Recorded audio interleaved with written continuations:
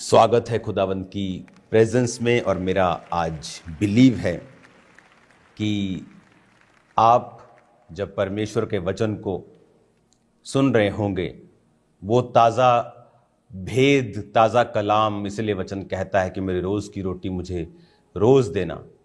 क्योंकि जब आप खाना खाते हैं तो आप रोज़ फ्रेश बनाते हैं। अगर आप नहीं बनाते हैं, कैन वाला खाते हैं, तो बीमार हो जाते हैं, लंबा समय नहीं खा सकते। और परमेश्वर ने कहा वैसा ही वचन है जो हमें फ्रेश परमेश्वर देता है, ताज़ा देता है जब हम उसकी प्रेजेंस में बैठते हैं। और जब वो ताज़ा वचन आता है, वो आपकी सोल्स को, आपकी आत्माओं को, आपकी आत्मिक जिंदगी को नरिश करता है, उन्हें ब्लेस करता है। उन शैतानी अटैक्स को, उन जख्मों को, शैतान की डाली हुई गंदगी को, कंफ्यूजन्स को, फियर को, डर को वो खत्म करता है जब आप आज ये परमेश्वर के ताज़े वचन को सुन रहे हैं। मैं आपको इनकरेज करना चाहता हूं कि परमेश्वर की आशीष लेना आसान है, उसका तरीका आसान है। जब मालूम पड़ता है उसका तरीका तो लगता है ओह ये तो बड़ा आसान था। लेकिन हो सकता है कि सालों साल लोग इस आसान ट्रुथ से, आसान सच्चाई से दूर रहें। आज हमें ऐसे क्रिश्चियन नहीं बनना है जो वचनों को अपने बेनिफिट के लिए एक टोटके की तरह इस्तेमाल करता है, लेकिन वो कहीं पहुंच नहीं पाता क्योंकि वो आधी सच्चाई तक ही पहुंचता है। जब आप बाइबल पढ़ते हैं तो आप जब वचन पढ़ते हैं, एक वचन में लिखा है, परमेश्वर कहता है कि मैं तेरी हर घटी को महिमा सहित मसीह यीशु में पूरा करूंगा। लेकिन एक आदमी जब इसे पढ़ता है और क्लेम करने लगता है कि प्रभु तूने लिखा है, लेकिन वो ये नहीं देखता कि क्यों लिखा है, पौलुस ने ये किसको लिखा है।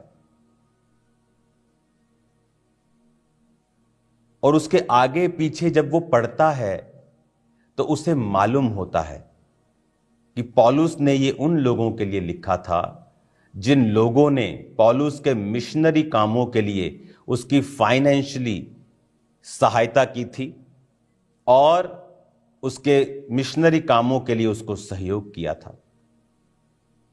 अगर आप बाइबल में पौलुस की जीवनी को पढ़ेंगे तो सबसे अधिक नए नियम की पत्रियां पौलुस ने लिखी हैं।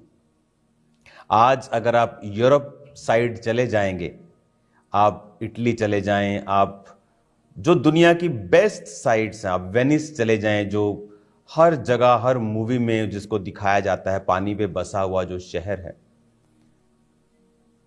पानी के ऊपर शहर बसा है। और उसकी गलियों में अगर आप घूमेंगे, हर गली में आपको एक ब्यूटीफुल चर्च मिलेगा। और ऐसा नहीं कि सिंपल चर्च, आपको घर सिंपल मिलेंगे, लेकिन अगर चर्च मिलेगा तो वो extra ordinary, too much costly. ऐसा लगता है कि जैसे किसी ने पूरे दिल से बनाया हो।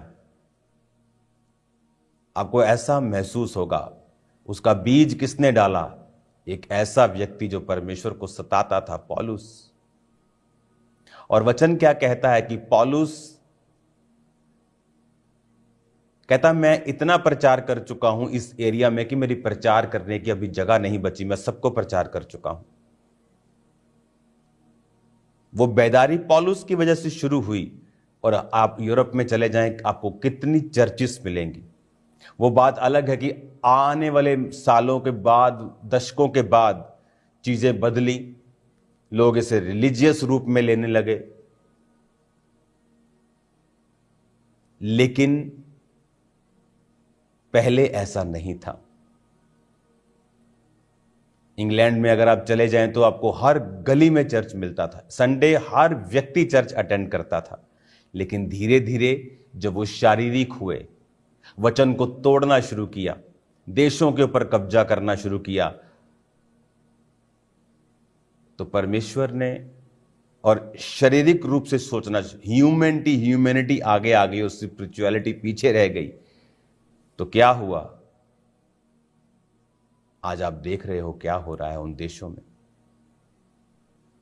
आज वहां की टॉप की पोजीशंस अन्य जातियों के पास है, क्रिश्चियंस के पास नहीं। लेकिन ऐसे देश है जहां पर चाइना के जैसे, जहां पर इतनी क्रिश्चियन पॉपुलेशन है कि चाइना में अमेरिका से भी ज्यादा क्रिश्चियंस होंगे 2030 के करीब। अंडरग्राउंड चर्चेस लगती हैं, सुबह 4 बजे चर्च लगती है। क्रिटिसिज्म होने के बावजूद भी, विरोध होने के बावजूद भी, गवर्नमेंट सपोर्ट ना होने के बावजूद भी वहां पर परमेश्वर का आत्मा काम कर रहा है। आज दुनिया में सबसे बड़ा क्रिश्चियन नेशन अमेरिका है, लेकिन अमेरिका से भी बड़ी क्रिश्चियनिटी आज चाइना में होगी। हर जगह परमेश्वर का आत्मा काम कर रहा है। आज अगर परमेश्वर आ जाए तो ऊपर सब उठाए जाएं या न्याय का दिन आ जाए तो भाई साहब कोई पूछने वाला नहीं है आपको कि तुम धरती पर कौन सा बिजनेस करते थे, क्या जॉब करते थे। ऊपर एक ही चीज होगी कि वो कार्य जो पिता ने किया था कि अपने एक लौते बेटे यीशु मसीह नासरी को धरती के ऊपर भेजा था और वो तुम्हारे लिए मारा गया और गाड़ा गया और तीसरे दिन मुर्दों में से जी उठा। बता तुमने कितनों को सुसमाचार दिया, और नहीं तो कितने सुसमाचार की सेवकाइयां थी जिनका तूने साथ दिया। कौन सी ऐसी सेवा थी सुसमाचार को फैलाने वाली जिसमें तू एक्टिव भागी था। हम तो चुराने वाले बन गए आज कलीसियाओं से, चोरी करने वाले लोग आ गए आज कलीसियाओं में। देने वाले तो कम है, चोरी करने वाले ज्यादा हैं। इमेजिन करो ऊपर जब न्याय होगा, इन लोगों से पूछा जाएगा तो वो लानत, वो शर्मिंदगी उनको 200-400 साल के लिए नहीं, अनंत जीवन तक सहनी पड़ेगी कि हम पृथ्वी के ऊपर थे और हम परमेश्वर की सेवकाई में बहुत कुछ कर सकते थे, लेकिन हमारा लालच, अनगैली, अधीनगी ना करना हमें आज शर्मिंदगी का सामना करना पड़ रहा है। आज अगर सब उठा लिए जाए तो ऊपर कोई पूछने वाला नहीं तुम्हारी हाइट कितनी है, तुम कौन सी क्रीम यूज करते थे।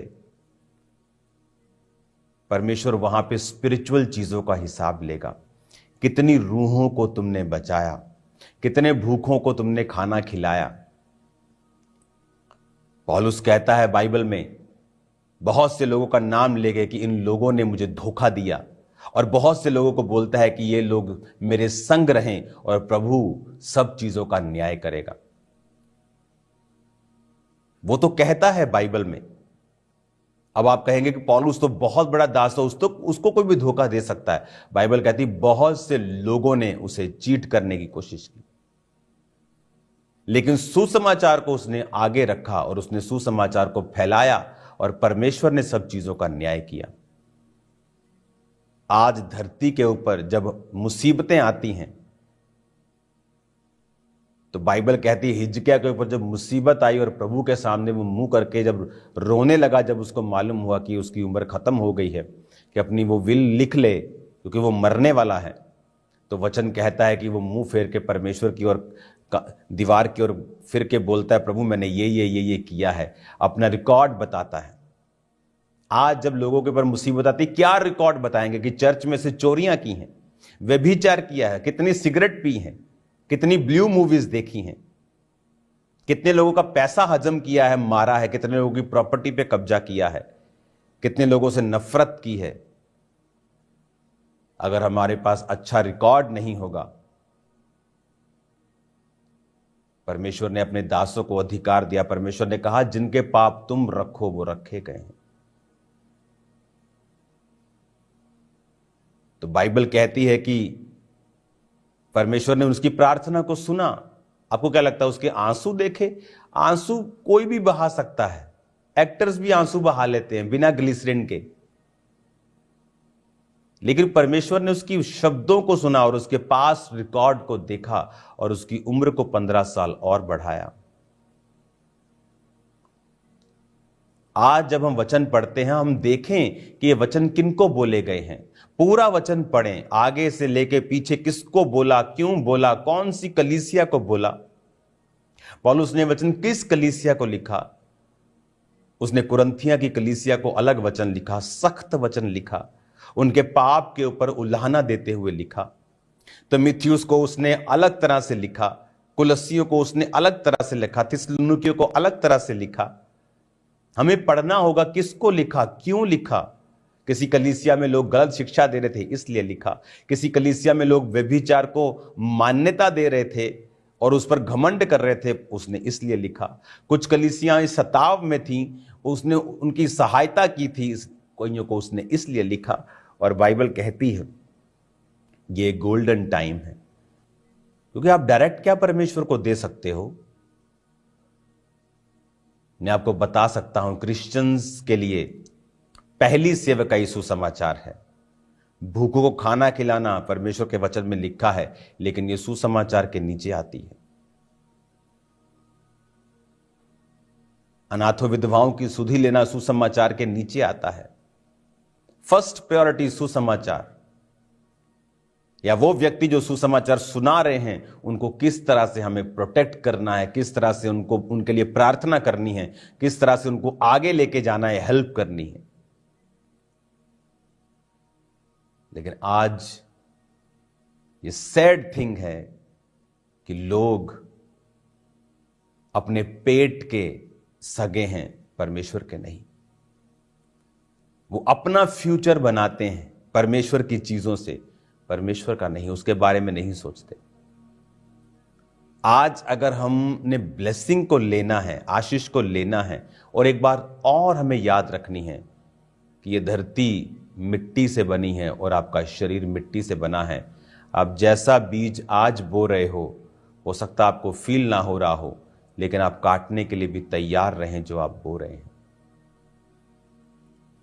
फसल जब आएगी आपको काटना ही पड़ेगा। अच्छी बीज तो अच्छी फसल, बुरा बीज तो बुरी फसल।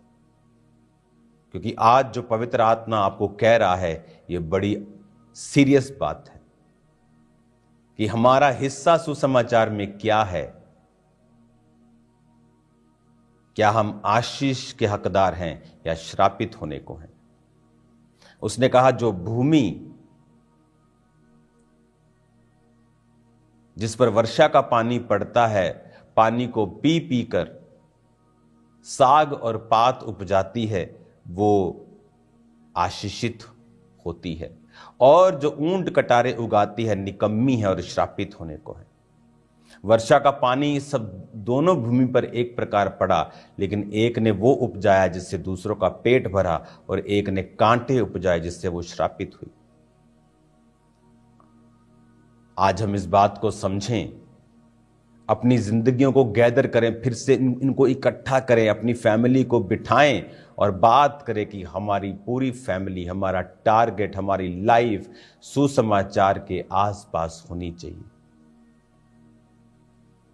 सेवकाई के आसपास हमारी जिंदगी होनी चाहिए।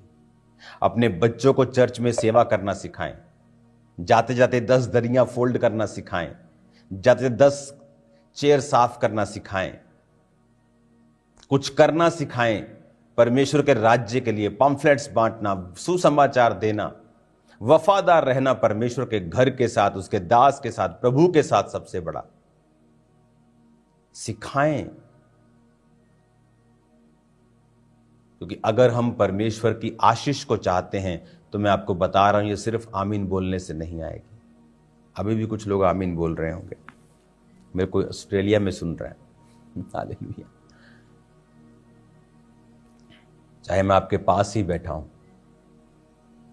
लेकिन इस समय आपको जो वचन दे रहा हूं वो आपकी स्पिरिट में घर कर रहा है, मैं जानता हूं। और परमेश्वर दयालु है, वो माफ करता है अपने लोगों को। वो माफ करता है अगर कोई पश्चाताप करे, कहता है तुमने वही किया जो कहा गया था, तो कहो तुम निकम्मे दास हो। यानी वो एक्सपेक्ट करता है कि हम आउट ऑफ लाइन जाकर कुछ करें। आउट ऑफ लाइन मतलब कुछ कैपेसिटी से बाहर। टाइथ मेरी कैपेसिटी के अंदर है। मैंने ऐसे बीज बोए हैं जिससे मेरा बैंक बैलेंस 0 हो गया था और वो लाखों रुपया था। ऐसे बीज बोए हैं। कैपेसिटी से बाहर, फिर जो आशीष मिली वो कैपेसिटी से बाहर है। इसलिए जब बहुत से लोग आकर बोलते हैं कि हमें भी बड़ा चर्च चाहिए, तो मैं उनको डिस्करेज करने के लिए नहीं बोलता कि ये मुश्किल है। ऐसा नहीं कि मैं चाहता नहीं हूं, मुझे पता है कि इसके लिए जो स्टेप्स हैं, अगर तुम उन्हें फॉलो नहीं कर पाओगे, ऐसे बड़े विश्वास के कदम है तुम नहीं ले पाओगे।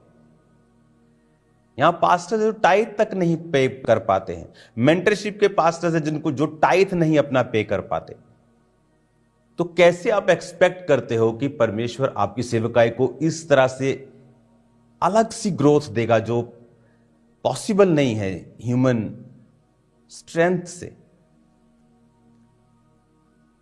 हमें वचन के साथ जुड़ना होगा, हमें आंखें खोलकर देखना होगा कि परमेश्वर आज अपने दासों के जरिए से, आज के पतरस, आज के पौलुस, आज के जो लोग हैं उनके जरिए से परमेश्वर क्या कर रहा है कलीसियाओं में। हमें खड़े होना होगा प्रार्थना में, फाइनेंशियल सपोर्ट में, हमें खड़े होना होगा फास्टिंग में, खड़े होना होगा, हमें एक्स्ट्रा कुछ करना होगा। वो सिर्फ पैसों से नहीं होता है। आपके पास कोई वरदान है, कोई गिफ्ट है, आपके पास कोई पहुंच है, एक्स्ट्रा आपको इस तरह से बिहेव करना होगा कि this is the last day, मैं अपना ऊपर तक जोर लगा दूं इस काम को करने के लिए। क्योंकि परमेश्वर का राज्य जितनी तेजी से फैल रहा है, क्योंकि ये संसार का राज्य नहीं है। लोग बोलते हैं कि जब वो पंजाब में तो 20% लोग क्रिश्चियन हो गए हैं, अब ये धीरे धीरे अपनी सरकार बनाएंगे। मैं आपको बताना चाहता हूं, फिर ये दूसरों को प्रताड़ित करेंगे, क्रिटिसिज्म देंगे। मैं आपको बताना चाहता हूं, इंडिया की बहुत सारी स्टेट्स हैं जहां 90% क्रिश्चियंस हैं। कितनी स्टेट से आपको खबर आई कभी किसी हिंदू को, किसी सिख को, किसी मुस्लिम को मार दिया हो? क्रिश्चियंस की ही न्यूज क्यों आती कि क्रिश्चियंस को सताया गया, इसको मार दिया, किसी को गाड़ी में जला दिया?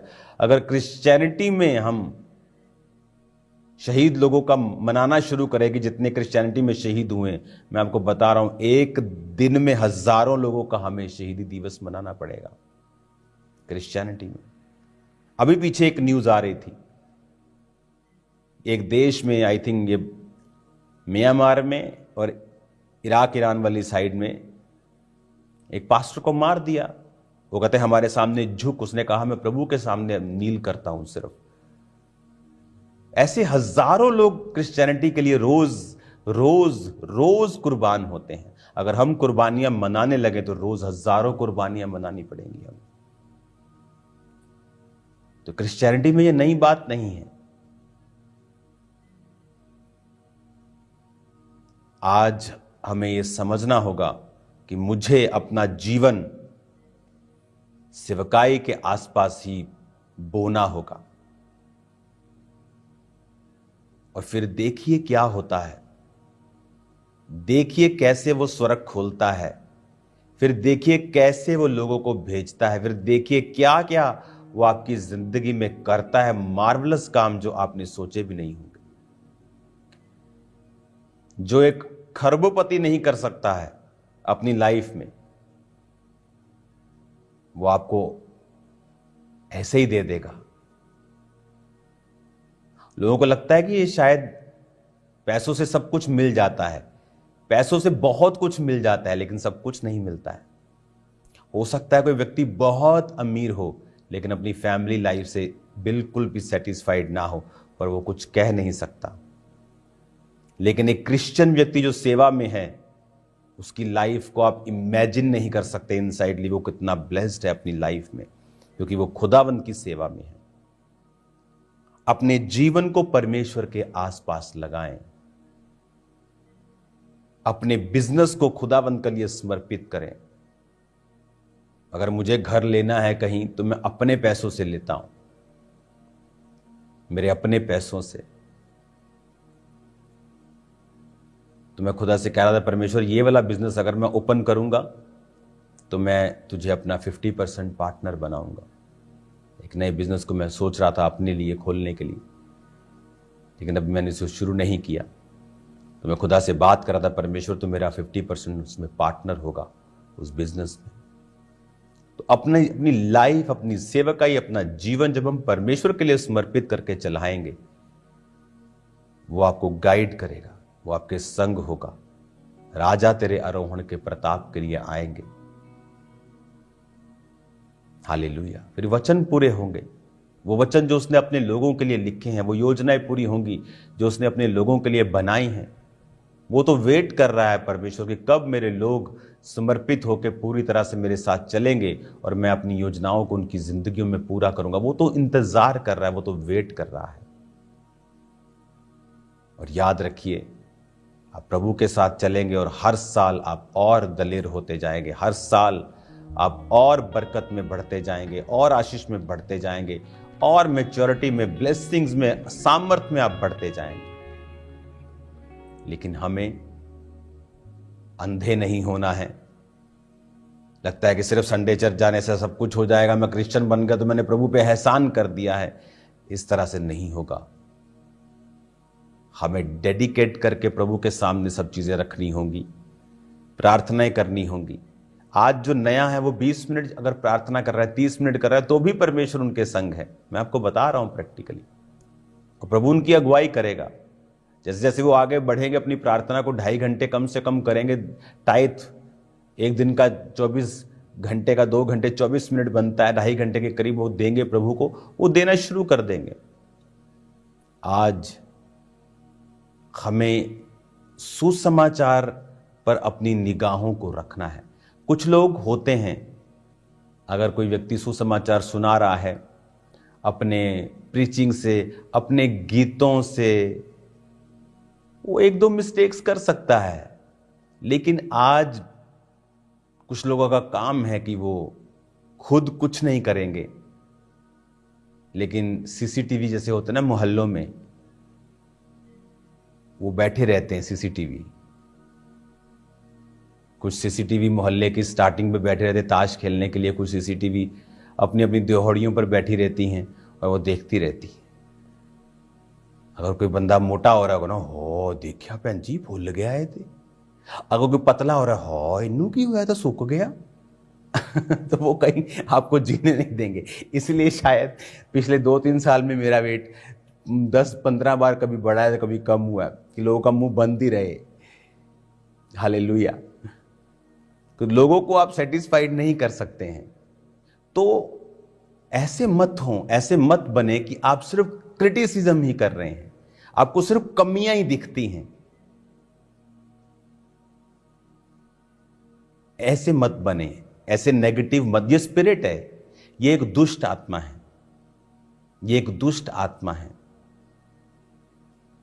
भूले मत, प्रचार करने वाले, गाने वाले भी एक मनुष्य ही हैं। मैं भी एक मनुष्य ही हूं। लेकिन जब आप किसी को उत्तेजित कर देंगे तो वो आप अपनी गलती मानने वाला नहीं है। फिर ऑनलाइन आपका तरीका गलत है, वो डिफेंड ही करेगा। हर व्यक्ति ऐसा करेगा।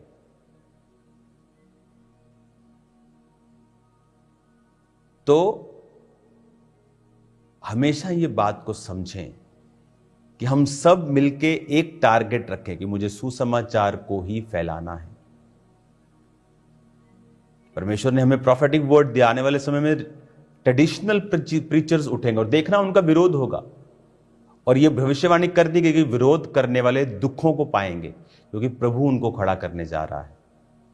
क्योंकि हमारा परमेश्वर धर्म नहीं बदलता। इसलिए चर्च में आने पर बोला नहीं जाता कि भाई साहब आप ये वेशभूषा ऐसी क्यों है, आप कुर्ता क्यों डाल के आए हो, आप पगड़ी क्यों डाल के आए हो। यीशु मसीह ने धर्म नहीं बदला, उसने जीवन बदला। आपके कर्म अंदर के जो हैं, आज मैं कुर्ता डाल के आ जाता हूं, कुर्ता उतार के कोट पैंट डाल के आ जाता हूं, लेकिन अंदर अगर व्यभिचार नहीं खत्म हुआ, किसी के ऊपर गुस्सा मारना, उसको तलवार से ठोकने की धमकियां देना, अगर ये खत्म नहीं हुआ तो ये किसी भी धर्म का फिर हिस्सा नहीं है, किसी भी अच्छे काम का हिस्सा नहीं है। हमें अपनी लाइफ को डेडिकेटेड होकर सुसमाचार के ऊपर रखना है। आप कोई भी परफेक्ट नहीं है, लेकिन बाइबल कहती है बी परफेक्ट। हमें बनना है परफेक्ट, हमें बनना है परफेक्ट। हमारा टारगेट है वो परफेक्ट बनना। जीसस ने कहा है बी परफेक्ट। इसका मतलब ये हो सकता है, ये हो सकता है, इट कैन बी पॉसिबल, ये अचीव किया जा सकता है। ये अनअचीवेबल नहीं है कि ये हो ही नहीं सकता। अगर आप आत्मा में चलेंगे, कई बार आपको शाम को आप बैठे और जस्ट आप अपने पूरे परिवार को बुलाएंगे और इकट्ठा करेंगे, चलो आज 2 घंटे हम चर्च के लिए प्रार्थना करते हैं, चलो आज 1 घंटा प्रभु के दास के लिए प्रार्थना करते हैं, चलो आज 1 घंटा हम पूरी दुनिया के क्रिश्चियंस के लिए जो सताए जा रहे हैं उनके लिए प्रार्थना करते हैं, चलो आओ आज हम इस छत्तीसगढ़ स्टेट के लिए, यूपी स्टेट के लिए प्रार्थना करते हैं, बहुत परसिक्यूशन पास्टर्स का वहां पे हो रहा है। तो ये चीजों के लिए हम बुलाए गए हैं। एक दूसरे पे टीका टिप्पणियां और उंगलियां करने के लिए हम नहीं बुलाए गए। हमें तभी बोलना चाहिए जब कलीसिया का फायदा है, वो चाहे किसी के खिलाफ हो चाहे किसी के साथ हो, लेकिन कलीसिया का फायदा है अगर हम उसमें, कि कलीसिया को ये काम नहीं करना है, हमें अपनी चर्च के ऊपर, स्टेजेस के ऊपर व्यभिचार को प्रमोट नहीं करना है। पाप में से तो हम निकल के आए हैं, उसी चीज को हम स्टेज पर प्रमोट कैसे कर सकते हैं? हमें वो चीजों के लिए अलर्ट रहना है, परमेश्वर के लिए ऐसा जीवन जीना है जो उसे प्रसन्न कर सके। आपका पूरा जीवन सुसमाचार के इर्द गिर्द बना खड़ा होना चाहिए। मैं आपको बोल रहा हूं, फिर कुछ प्रार्थनाएं आप करेंगे और आपको रिजल्ट मिलेगा। आप रोएंगे और चिल्लाएंगे नहीं, और खुदावंद आपके साथ होगा। आज से प्रार्थनाएं करें। पंजाब के लिए प्रार्थना करें, जो परमेश्वर नए नए लोगों को खड़ा कर रहा है उनके लिए प्रार्थना करें, जो खड़े हो चुके उनकी सुरक्षा के लिए प्रार्थना करें। हम सब मिलकर एक देह हैं, एक दूसरे के लिए प्रार्थनाएं करें ज्यादा से ज्यादा। हालेलुया। अगर आपके पास बुद्धि है तो उसे बिल्ड करने के लिए इस्तेमाल करें, उसे डाउन करने के लिए इस्तेमाल ना करें। वही करें जो पवित्र आत्मा की ओर से हो। आमीन। और मेरा बिलीव है, जब मैं आपके पास आ रहा हूं,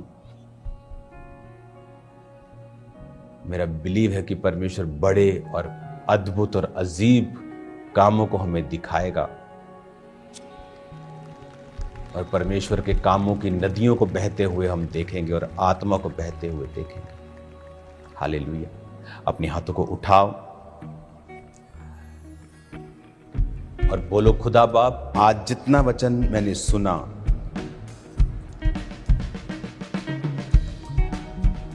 वो मेरी जिंदगी में 100 गुना फलों को लेके आए। आज मैं इस वचन को पढ़ूंगा, परंतु जिससे तुम जान लो कि मनुष्य के पुत्र को पृथ्वी पर पाप क्षमा करने का भी अधिकार है। और उसने उस लकवे के रोगी से कहा, मैं तुमसे कहता हूं, उठ और अपनी खाट उठाकर अपने घर चला जा। मरकुस 2 उसकी 10 और 11 आयत। आज अपने हाथों को उठाकर कहें, पिता मैं आपके करीब आता हूं, मैं आपसे दूर भागता आया हूं, आई हूं। आज से मैं अपना जीवन सुसमाचार के लिए डेडिकेट करता हूं।